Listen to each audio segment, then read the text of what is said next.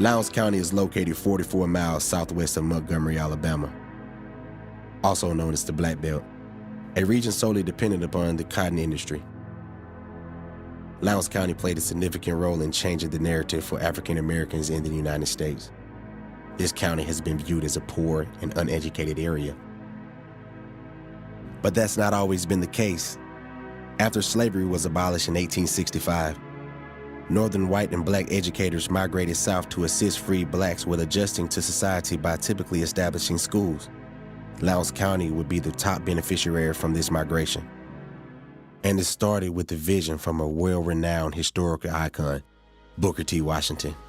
Washington was a product of Hampton Institute, class of 1875. A few years after completing his education at Hampton Institute, Washington was called upon to be the first president of Tuskegee Institute in Tuskegee, Alabama, by Lewis Adams and George Campbell, who are actual founders of the institution. When Washington gets to Tuskegee, he will implement the principles that he learned at Hampton Institute, this whole idea of educating the whole person, the hand, heart, and mind. Washington would often visit his alma mater at Hampton Institute. There was one particular trip to Hampton that would change the lives of two white women, Charlotte Thorne and Mabel Dillingham, who were teachers at the institution. During Washington's visit, he met with Thorne and Dillingham.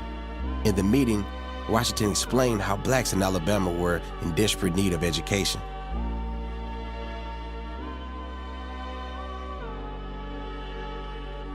The ladies were so moved by his words that they discussed the matter the entire night.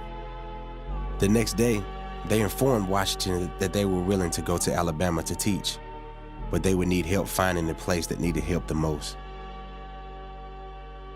That place would be the city of Calhoun, located in Lowndes County, that was the largest proportion of blacks to any county in Alabama. 1892, Calhoun Colored School, a private boarding and day school, was established by Thorne, Dillingham, and Washington. Thorne would serve as principal, Dillingham would assistant principal, and Washington who served on the board of trustees. As you can imagine, all three were products of Hampton Institute.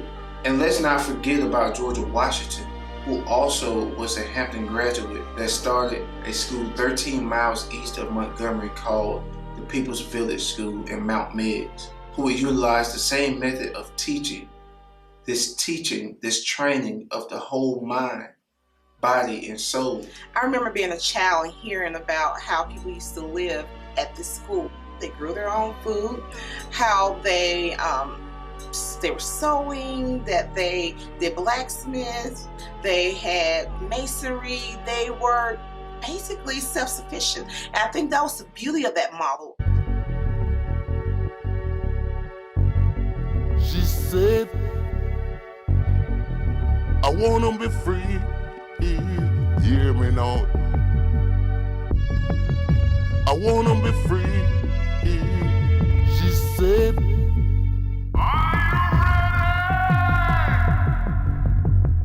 I want to be free.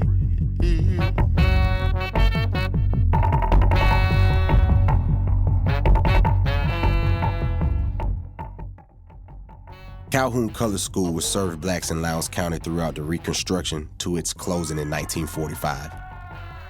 Despite the success in the area, there were no blacks that held office in Lowndes County, although they made up the majority of the population. This would be an issue until 1965, when the Lowndes County Freedom Organization, also known as the LCFO Black Panther Party, was formed. The LCFO was led by Stokely Carmichael of the Student Nonviolent Coordinating Committee, and John Hewlett, a brave local supporter of Lowndes County Freedom Organization. They were very instrumental in helping getting African Americans registered to vote, as well as seizing political power for a county that was majority African American, but there were no African Americans represented in the political seats. And I must say that this was probably the most profound piece of history that we have. Majority of the newspaper companies in the South did not report the black communities and its racial issues that were rising in the civil rights movement.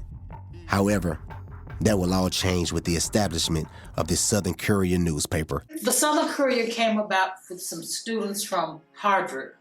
They noticed that the predominantly white papers did not cover the black community. And they started in 1965. And they really wanted to tell the story of what was going on in the South from a civil rights standpoint of view, and favorable things about people of color, actually black people, and poor people. Because when you look at the Courier, it was just poverty, and it was about people and the masses and grassroots, and that's what the paper was for. I got assigned to do Lowndes County. And so I would go there, and my assignment was, first of all, to cover Stokely Carmichael, who was getting out of jail that day. And at the time, they were organizing politically with Dallas County and Lowndes County. Lowndes County Freedom Organization mission was to organize a voters registration project going door to door convincing black residents to vote for their black candidates. Due to the extreme level of bigotry in the area, there were many challenges for black voters in Lowndes County. 2 older men in line getting ready to vote. They looked to be in the late 70s, and there was only 2 of them left in line, and I was standing there, because by the time the federal government had sent poll watchers down. And I was watching, just observing and taking notes. And I observed that the first old man got to the counter. So the poll watcher said, "Do you own property?" He said, "Only way you can vote is you got to own property." And so he said, "I own property." He said, "Well, who can vouch for you that you own property?" So the man standing behind him, who's just as elderly, he said, "I can vouch for him. I know him. He has property." The white poll watcher said, "Well, somebody got to vouch for you." Now, there are only 2 left in line. So I'm going, wait a minute. Since I kind of act like I was intelligent and can sound like I was, I probably sound like I was older than 18. So you know what I told them? I said, "I know both of these gentlemen. I can vouch for both of them." And that's how those 2 men didn't vote that day. The courage that these people had to have to actually attend the mass meetings. The courage that individuals had to have actually register to vote. The courage individuals had to have in order to put their name on the election ballot. Oh my goodness, especially at a time when the Ku Klux Klan was still very much in power in this area. You think children is brought up to mix the black and white together? Do you know your horse won't mix with your cow, your dog won't mix with your hog, and you tell me white people has got a mind and can't think no clearer than that? There were consequences to black residents participating in voting. As majority of sharecroppers and tenant farmers, black residents of Lowndes County were forced off white-owned land, which led to the creation of Tent City. People were sharecroppers still, and they lived on certain people's land. So they were threatened if you vote for the black candidate or the candidate, then we would kick you off of our property. So that's how you fed your family. It was such a beautiful story in hearing how when they were forced out of their homes because they were associated with this movement, that individuals started building tents so that they could live in the community and feel safe and have somewhere to live. There was no running water. They were not extremely in the safest situation because they had to have lookouts. There were shootings and that their lives were threatened, but they still had the courage to continue on. The true significance of the courage that these families had to stick to what they believed in spite of the consequences to their lives and their families is inspirational.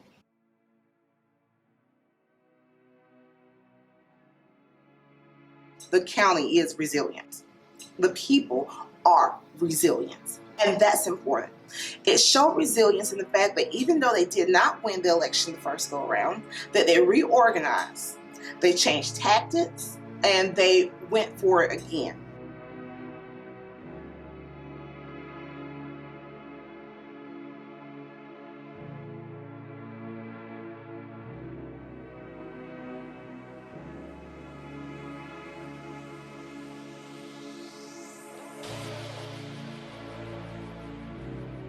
The Lowndes County Freedom Organization Black Power movement spread all over the nation. This movement caught the interest of 2 black Californians, Huey P. Newton, and Bobby Seale, who would ask for permission to use the Black Panther's emblem that the Lowndes County Freedom Organization adopted for their new Black Panther Party. The Oakland-based Black Panther Party became a more prominent organization than Lowndes County Freedom Organization. As a result, many are unaware of the origins of the Black Panther emblem, derived from the brave African Americans in Lowndes County, Alabama. The Lowndes County Freedom Organization had the logo of the Black Panther. So it began in Lowndes County. But I will say, when Oakland, California took on the Black Panther, the overall movement, the idea, the concept, it transformed to what the individuals of Oakland, California needed for their area. In Lowndes County, we needed political power. We needed the ability to vote. Those are things that were most important to us at that time. So those are things that we worked towards. When it came to Oakland, California, they had different needs, and they went about it different ways to achieve the needs they needed for their area. So there were two totally different organizations, but they had the common logo and the fierceness of the Black Panther behind it.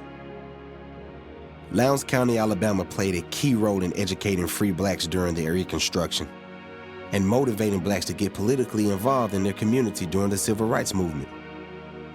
This message of Black power was echoed across the world, but it all started in Lowndes County, Alabama, yet no one knows its history. They really don't know the true richness of our history. They don't know about the overall resilience of the people of Lowndes County. They don't understand the struggles that their forefathers had. Whenever we talk about the Civil Rights Movement, we always talk about Dr. Martin Luther King. We're always talking about Rosa Parks, but who we are not talking about are those unsung heroes who are right there in our backyard. What we're not talking about are those individuals right there in Lowndes County who were lynched. Those individuals right there in Lowndes County who lost their lives to shootings. Those individuals right there in Lowndes County who fought for social change.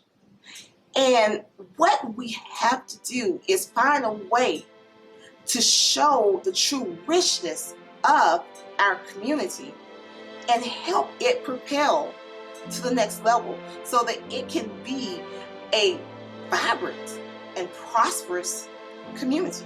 Bravery, perseverance, resilient, educated, driven, unshaken, leaders, trailblazers, and black. Yeah, that's Lowndes County. This county is deserving of its own crown. Every person of color in the U.S. benefits from the abundant sacrifices that were made in Lowndes County. For the people of color in this country that are asking themselves, why should I seek an education? My answer to you is, because you can, because it was not always accessible. If you're asking yourself, why should you vote? Because there are no consequences. Stand up. There's a lot that we should be proud of. There are things one can learn from the heroes of the past. Once we learn the truth of our past, the future is more promising.